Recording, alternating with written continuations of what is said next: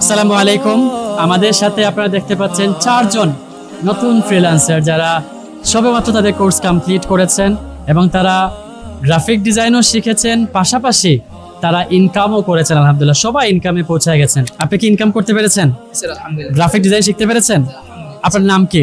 আশরাফুল আলম। আশরাফুল আলম। আশরাফুল আলম, আপনি কি কি কাজ শিখেছেন একটু বলবেন সবাইকে?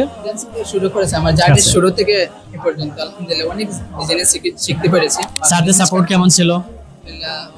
Their support was very good alhamdulillah. আলহামদুলিল্লাহ। আপনি কেমন কনফিডেন্ট যে আপনি যে কোনো ক্লায়েন্টের সাথে কাজ করতে পারবেন?